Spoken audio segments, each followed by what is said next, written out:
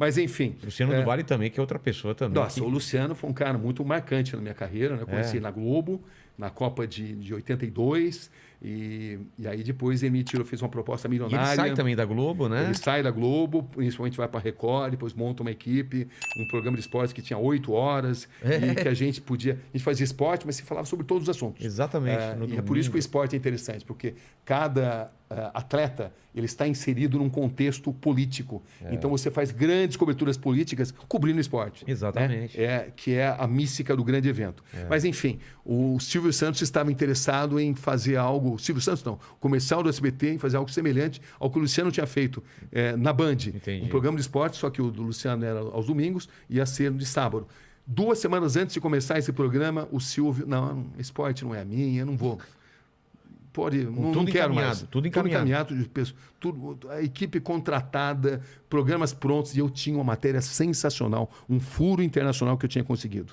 O que era esse furo internacional? É um capítulo desse livro aqui. Qual que é? A grande entrevista com Ben Johnson. Eu onde lembro pela primeira vez do doping da Olimpíada de Seul. A primeira grande entrevista que ele deu foi para mim. Ele já tinha falado brevemente para a imprensa canadense, mas pelo fato de ele ser um jornalista internacional e de eu tê-lo conhecido em Seul, eu tive uma proximidade dele. Então ele me deu uma entrevista histórica, não só ele, como o treinador dele, Charles Francis. Que foi o cara que o dopou. Que planejou todo o doping dele. Então era uma matéria que ela mostrava pormenorizadamente como ele tinha se dopado. Nossa. Em detalhes nunca mostrados no mundo inteiro. Essa matéria ia ser a estreia desse programa esportivo. Mas aí o Silvio não tem mais programa. O que eu faço com isso? Então. Bom, esse programa, no fim, ele acabou entrando de maneira avulsa e ficamos assim. Entrou dentro da programação do SBT, entrou na TV Cultura também. Foi um programa patrocinado pela Perdigão. Mas não entrou como parte de um grande programa, entrou como uma matéria à parte. Fez um grande sucesso na época, né? Mas aí o que aconteceu? A gente tinha que decidir o que eu iria fazer da minha vida, né? Porque a equipe de esportes não existia mais. Não ia ter mais programação esportiva. Alguns meses depois, o Luciano Calegari me chama: Cabrini, você fez um trabalho fantástico, eu tenho uma coisa legal para te oferecer. Eu falei: o que é? Nós temos um programa aqui que cobre os bastidores da Fórmula 1. Era até o Fernando Calmon que fazia, um cara que cobria a Fórmula 1. E ele fazia apenas com imagens internacionais, a Viz News na época. E falou: você não quer fazer um programa desse aí? Você não, entendeu? Acho que você vai gostar de fazer. Eu falei: olha, eu topo, mas eu quero viajar para os grandes prêmios. Eu já tinha uma experiência em automobilismo. Tinha feito Fórmula Indy com o Luciano do Vale, com um enorme sucesso. Eu lembro, ele trouxe o Indy e fazia um sucesso. Exatamente. Absurdo. Então, nossa, eu cobri muito Fórmula Indy com o Luciano lá, o Ansel Jr., AJ Foyt, 500 milhas em Indianápolis. Trabalhar com o Luciano era uma festa, né? Porque ele era um cara assim, profundamente otimista. Você jantava com ele, você acreditava que tudo era possível, entendeu? Pelo entusiasmo que ele tinha. E ele era um cara empreendedor, realmente. Bom, mas enfim, então o Luciano Calegari me convida para cobrir a Fórmula 1 num programa que o SBT não tinha direito, o direito era da Globo, certo? Onde eu já tinha trabalhado, né? Eu já tinha trabalhado 4 anos, já tinha saído convidado pelo Luciano do Vale, né? Entendi. Eu trabalhei 3 vezes na Globo, no total 12 anos, em 3 etapas diferentes. Tá, você saiu da Globo, foi para Band e da Band... Eu saí da Globo, fui para Band, aí depois fui para o SBT, aí fui para Globo, da Globo fui para o SBT, do SBT voltei para Globo para ser correspondente em Nova York. Entendi. Entendeu? Aí depois eu fui para a Band para ser âncora. Tá. Eu decidi que tinha chegado o momento de ser âncora. Tá. Bom, mas enfim, deixa eu contar essa história, né? Senão uma história puxa a outra. É muita coisa. É muita coisa ao mesmo tempo. E todas elas interrelacionadas. Cada uma abre uma outra linha de história. Exatamente. Mas enfim... Ele falou assim, mas os bastidores da Fórmula 1, mesmo sem ter... Então ele falou o seguinte, esse programa era um programa feito assim de uma maneira muito precária, porque ele pegava as imagens internacionais e fazia um boletim ali, né? Tá. Quem cobria a Fórmula 1 era a Globo, então era um programa assim, muito fraco, né? Essa que é a verdade. Não por causa do Fernando Calmon, mas pela estrutura que tinha. Mas ele falou assim, olha, deixa eu cobrir um grande prêmio? Tá bom, vai lá. Pode ir. Primeira corrida da temporada, Grande Prêmio de Phoenix. Tá. Aí eu peguei, vamos ver o que acontece. Eu fui lá, arrebentei a boca na mão, entrevistei todo mundo, dei furo na Globo, entendeu? Quando voltei, essa foi a única entrevista que eu tive credencial. A Foca, que dava as credenciais, né? Era a FIA e a Foca, ela controlava os passos dos jornalistas. Eles me deram credencial porque a Globo permitiu. Entendi. Mas o sucesso foi tão grande que Eles a Globo... cortaram. Os cortaram. Aí o que aconteceu? Não tinha passei a mais não ter mais. É. Aí eu falei, e agora? Como é que faz? Falei, você quer saber uma coisa? Deixa eu viajar, que eu vou fazer o outro lado da Fórmula 1. E eu fiz 1 ano de cobertura da Fórmula 1 no SBT, sem estar dentro do... sem credencial, às vezes entrando, por exemplo, no Canadá, que era no circuito de Notre Dame, que era um lago ali, barquinho de pedal. Sei. Na Hungria, com credencial do cinegrafista da televisão húngara. Eu dava um jeito. Quando não dava para entrar, eu arrumava uma pauta alternativa. Então, eu fui no iate do Nelson Piquet, fui... Em Mônaco? Fui Onde? no Mônaco, no iate do Nelson Piquet em Mônaco, na fábrica da McLaren, mostrar como a McLaren fazia os carros do Senna, porque o Senna adorava o meu trabalho. E ele abriu todas as portas para mim. Fui na ilha do Nigel Mansell, passei a ter contato com todo mundo. Num determinado dia, para você ter uma ideia, a Foca, a FIA, aliás, através do Jean-Marie Balestre, obrigou Prost e Senna, que eram rivais, inimigos, a se cumprimentarem. Não, vocês vão se cumprimentar. Mas era uma coisa forçada, eles não queriam se cumprimentar. Claro que eles não. eram inimigos mortais. Então era uma cena totalmente constrangedora. E só eu filmei isso daí. Por quê? Porque o Reginaldo, Foi que é onde? meu amigo, o Reginaldo foi meu primeiro editor na Globo, né? Um Sei. amigo grande profissional, grande cara, enfim. Mas ele estava, acho que, num outro momento, ele não pôde cobrir isso daí, né? Por alguma razão, ele não cobriu e eu cobri. Só as suas imagens. E o fato é que essa cobertura dos bastidores passou a chamar muito a atenção. Começou a ser a coqueluche da cobertura. Resultado, foram muitas aventuras nisso, né? Sei. Resultado, isso tá no livro, no capítulo do Senna tem isso daí. Resultado, no final do ano, a Globo fez uma proposta irrecusável para eu voltar para a Globo como correspondente em Londres. Aí eu volto na Globo, agora pela segunda vez, né? Entro na Globo pela segunda vez, que é na minha estreia, onde eu cubro a morte do juiz Giovanni Falcone. Eu era correspondente e eu fui exatamente contratado porque todos sabiam do meu talento, da minha capacidade de cobrir qualquer tipo de fato. Mas né? Londres é só a base. Era a minha base. De lá você ia para De lá eu ia para todas as partes do mundo cobrindo Fórmula 1. Enfim, eu passei a ter uma grande relação com os pilotos, especialmente com o Senna, que me abriu muitas portas. E aí eu passei a cobrir Fórmula 1 pela Globo, pela porta da frente. E aí era muito mais fácil, né? E aí veio Credencial. em 93, onde eu descobri o paradeiro do Paulo César Farias, entre uma cobertura e outra. Passei a fazer coberturas políticas, coberturas de guerra, cada vez mais importantes, entre um grande prêmio e outro. E passei a crescer muito. Você fazia ao mesmo profissionalmente. tempo, então, os grandes prêmios e fazia essas coberturas também? Fazia, eu era então um você não era preso Não, porque você tinha as corridas, mas as corridas não aconteciam todo fim de semana. Elas tinham ali um determinado número de datas e eu ia para todas. Né? Eu tinha a incumbência de cobrir toda a temporada, mas sobrava muito tempo para cobrir outras coisas. E também, algo que eu fiz que me deu assim, muitas oportunidades, como eu viajava muito pela Fórmula 1, eu sempre arrumava outras pautas. Para aproveitar. Para aproveitar. a Então, estava na Hungria, vou lá para a Romênia fazer o castelo do Drácula. A Globo devia adorar um negócio desse. Não era sua obrigação você ainda trazer outra matéria? Mas eu era, assim, muito entusiasmado, eu não medi esforços, cobri muita coisa dessa forma e passei a cobrir todo tipo de evento e comecei a fazer grandes matérias investigativas. Eu já fazia matérias investigativas e é dessa data que eu cubro a descoberta do Paulo César Farias, né? Enfim, o que acontece é que em 94... em 93, aliás, em 94 morre o Senna, em 95 o SBT... Você estava onde na morte do Senna? Você estava no... Em Imola. Você estava lá? Tava. Eu anunciei a morte dele, né? Como que foi? Porque eu estava em casa, eu lembro, era um domingo e tal. Inclusive a frase que eu usei, as pessoas lembram até hoje, uma notícia que a gente jamais gostaria de dar, morreu Ayrton Senna da Silva. É porque quando acontece um acidente, ninguém sabe direito o que aconteceu. Onde você estava? Para você chega como a notícia? Olha, alguém está em campo? Aquele fim de semana, foi um fim de semana... Isso, eu vou tentar resumir aqui, isso é um dos capítulos do livro, né? Mas, enfim, foi o fim de semana mais diferente, mais nefasto de toda a história da Fórmula 1, porque na sexta-feira você teve o acidente do Roland Ratzenberger. Exatamente. Aliás, desculpe, na sexta-feira você teve o acidente do Rubens Barrichello. Ah, esse eu não sabia. Na sexta-feira você teve o acidente do Rubens Barrichello, um acidente extremamente grave.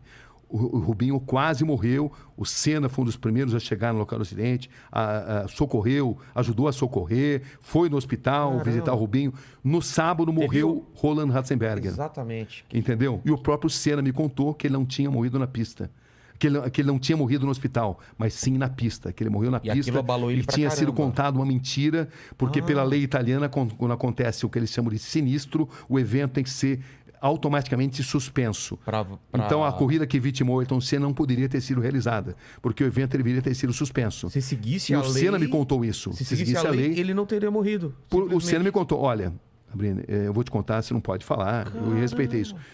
O Ratzenberger morreu na pista, não morreu no hospital, mas está sendo divulgado que morreu no hospital para possibilitar a realização do evento. O Senna não queria correr, estava muito abalado, porque ele se sentia sob pressão, pela falta de segurança dos carros da Fórmula 1 naquela época, pelo fato de ele ter lutado muito para ir para o Williams, e quando ele chega na Williams ele encontra um carro totalmente desequilibrado, e era difícil explicar para o público que o carro que no ano anterior tinha suspensão ativa e que nadava de braçada em relação aos concorrentes, era um carro pior que o do Schumacher, cuja Benetton estava burlando o regulamento. Estava burlando? Estava burlando, usava artifícios tecnológicos não permitidos pelo regulamento. E era difícil para ele poder explicar tudo isso. Então, ele estava profundamente assim, abalado, foi obrigado a fazer mudanças no carro, improvisadas, porque ele não se sentia bem no cockpit, ele não estava confortável por uma reunião de fatores.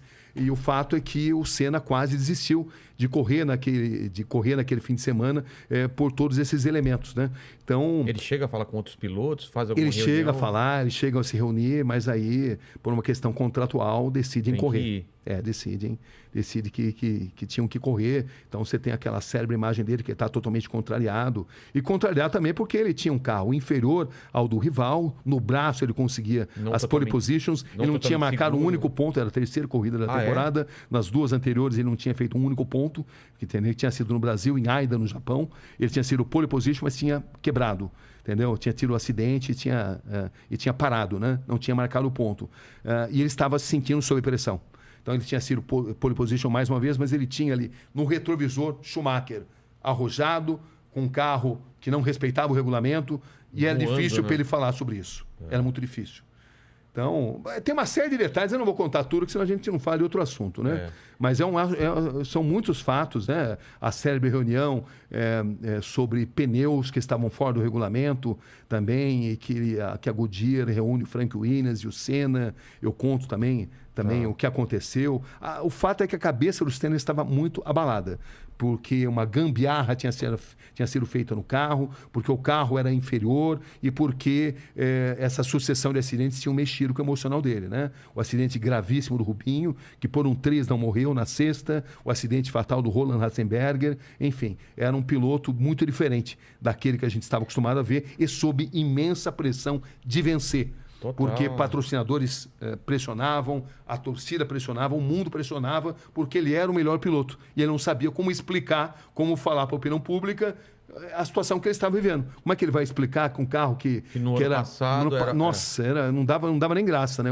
O Mansell ganhava e quase que podia parar o carro para tomar um cafezinho, né? Entendeu? Com a suspensão ativa.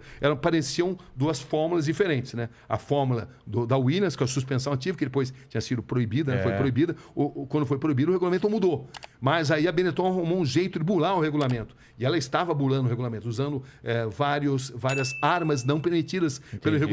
Mas era difícil para denunciar isso daí, porque existe ali todo assim, um corporativismo dentro da Fórmula 1. Claro. E esse corporativismo fazia com que o Senna hesitasse em denunciar, mas ele, nas entrevistas que ele me dava, ele mostrava todo o seu descontentamento. Eu lembro de uma entrevista célebre que eu fiz com ele em Aida, na corrida anterior, onde ele mostrava todo o contentamento. Que o carro está ruim, desequilibrado, instável, nervoso. Ele usou essa expressão. Foi a primeira vez que ele falou isso daí, numa corrida ali, lá no Japão, que foi a corrida anterior.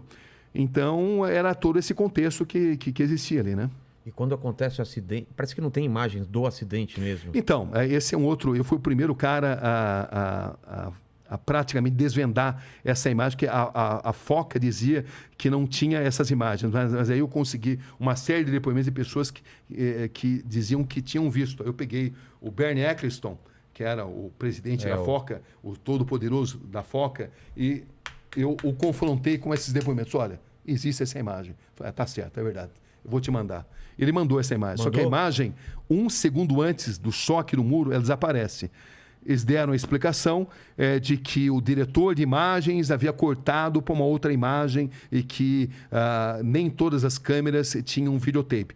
Muita gente não acredita nisso, o establishment estranho, né? não acredita, da mesma forma que muitos pilotos afirmam textualmente que o Senna morreu na pista. Nicola Larini, por exemplo, agora quando fez 20 anos da morte, me deu uma entrevista histórica, muito importante também, onde ele afirma textualmente que, por tudo que ele sabe, o Senna morreu na pista e que isso não pôde ter sido divulgado exatamente por as razões que eu mencionei aí, né? E que a corrida teria que ter sido paralisada e também havia um protecionismo ali para o Williams. A Williams não teve culpa da morte do Senna. O Senna sabia dos riscos que ele corria, mas digamos que haveria um risco maior se esses fatos aparecessem, né? Então, o establishment da Fórmula 1 se protege, um protege a do outro para evitar que determinados fatos apareçam. E eu, nessa fase, eu trabalhei muito nas investigações. Essa imagem eu fui o primeiro a mostrar, como fui o primeiro a mostrar a imagem do capacete do Senna, que ninguém mostrava também.